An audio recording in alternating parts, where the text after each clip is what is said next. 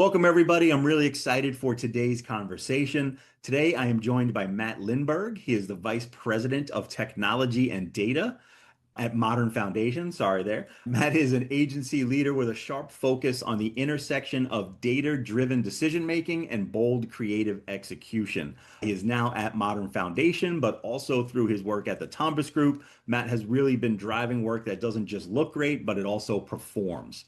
His LinkedIn tagline says it best: creative strategy, measurable results. Matt, thank you for joining me today. Thanks for having me, Brian. Really excited. Data is such a big part of marketing now. You've been working at the intersection of creative and data for a long time. When did that really become the core of how you think about marketing? Really, from the start of my career. So, if you have the prettiest thing and you can't measure results, what do you have? We tell our clients all the time your website is only as good from a conversion standpoint as your creative, and vice versa. So, if you've got the best creative but can't measure results, what are we doing? Yep. Actually, I got a question. I've had instances where a client had a website and all right, I'm just going to be put it out there. It was ugly, right? It was an ugly website. But we were measuring results and we could see that the website was doing well enough. And we would think maybe we need to make this prettier and the results would be better. And I can think of two occasions that did not happen where the results were better with the uglier website. So do you see that a lot where it's not really about being pretty, it's just about getting it done? Yeah, absolutely. When you're talking about user experience, how comfortable is your user with your website? I mean, take something that everybody uses every day, Amazon. It has not Mhm.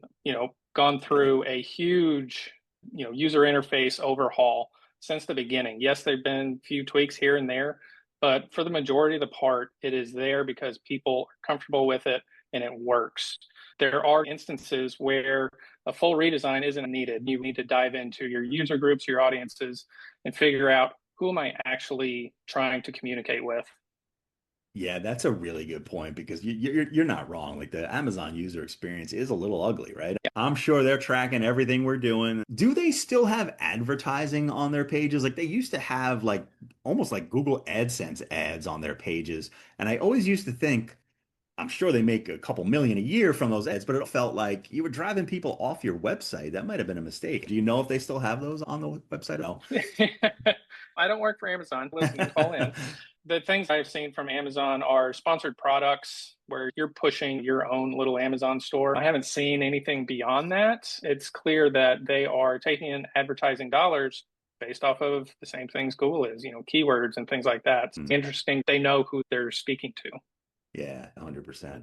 On the Modern Foundation website, you talk a lot about insights that move people. It's definitely a powerful phrase. It sounds like we can really get into the data and get and dive deep into it. Give me an example or two of sometimes over your career, whether it be with Modern Foundation or otherwise, where you found a data nugget and we're just like, wow, I can't wait to tell the client about this one. Yeah, a lot of that comes when you're marrying your ad platform data with your first party data. So whether Mhm. that is your, CRM records or, if you're in a restaurant business, how many tables are you turning? Those types of correlations you can find direct impact to where, okay, at 4 o'clock, we need to push an ad spend. So you can get very, very granular about when and where you are placing your ad buys. Oh, that's interesting. And when you use that data to affect what you're doing on the ad platforms, is that automated and typically on the Google platform? Do you affect that way on Meta or other ad platforms? Yeah, it all depends on the platform. Hmm. I've done some very interesting work with Meta to get very, very granular bid adjustments and things like that. So there are times it's manual. Anytime we can automate that process, we like to, simply because if you take out the human effort there, then you can focus on something else and try to find another data nugget to where you can pivot and adjust that marketing strategy. Got it. And at Modern Foundation, do y'all focus on like, are there specific industries or verticals that really benefit from this data, or do you have a wide swath of clients? Yeah, we have a wide swath of different types of clients, and hopefully that's only going to continue to grow. We're anywhere from the healthcare space where we have to be obviously very careful about the data that we're getting, but also B2B spaces where we can work hand in hand with the client and, interact with their CRM and really start to tie those data points together. That's interesting. So when you get the opportunity to really tie data points together, say between a CRM and an ad platform, what kind of insights are you able to get from that? Like what what happens for the client where they're like, oh wow, okay, now we can do this. Well, it gives you better insight into who your audience is, right? If you're getting value of a particular sell that may happen offline, you can tie that into your ad spend and strategy, focusing on different groups. A client of ours, again, is in the B2B space, and they're not targeting just one type of industry. They're targeting all kinds of industries Hmm. because their product is needed for literally everybody. So being able to target not only the industry or the organization type, we can start to look at, okay, who are the actual people who are going to be going to the website to be making that inquiry for a potential offline sale. Got it. Yeah. I would imagine in the B2B space, that can be powerful because you often see buyer committees where it's not just one person making the purchase. You have these longer sales cycles and multiple people really making that decision together. Does that ever come a part of the data that you're looking at? Absolutely. And we're talking about customers of this client and Fortune 500, Fortune 100 types of places, so they absolutely have committees where it's like, do we actually need this? They're reporting to shareholders, so budget is a very, very top of line concern for them. So that sales Mhm. process is very long, and we're not selling a t-shirt in this scenario. So your look back windows are extraordinarily long compared to other industries. It does provide unique challenges, but the Modern Foundation team had figured out how to effectively market to these longer tail clients. I have to imagine, and I've run into this problem many times myself, that attribution can be difficult in long sales cycles. They interacted with a Facebook ad 3 months ago, then came to our website, then did a Google search and hit a Google ad. And now the customer journey is so varied across different channels. How do y'all go about trying to really nail down that attribution these days? I feel like that's almost the holy grail in marketing right now. Anytime you can get those data points tied back to new things like enhanced conversions from Google and Facebook, recording those interactions in your CRM, you can go back and say, okay, this email took this action on this date, and then they came back 6 months later and took this action. You can put a lifetime value on a customer and identify similarities between an audience you may not be thinking of. Yeah, that's really interesting. With that level of data, you could discover audiences. You see this a lot now with customer data platforms, right? Where you get that unified profile of the customer, some powerful stuff when you look at data in that context. If you can get into a CDP type of situation to create that full circle picture of your customers, that is absolutely the holy grail. Hopefully every client will hear this, do their own research, and Yeah. understand the value of it. you know and I typically ask guests, what are you looking at, on a 12-month or a 18-month time horizon. So actually, you know what, I'll just ask you that. I was going to lead you in a certain direction, but I'm going to stop. What are you looking at? What do you think is coming around the corner that's really going to affect not only data, but how you collect it, how you use it, how it gets deployed? Well, it's the buzzword of the day, right? It's AI. Right. How is this going to affect how we market to people? How do you make sure that your website is showing up in the AI generated search results and those kinds of things? And one of the challenges that I've seen just over the past, not even since AI, but before then, is people aren't necessarily going to your website.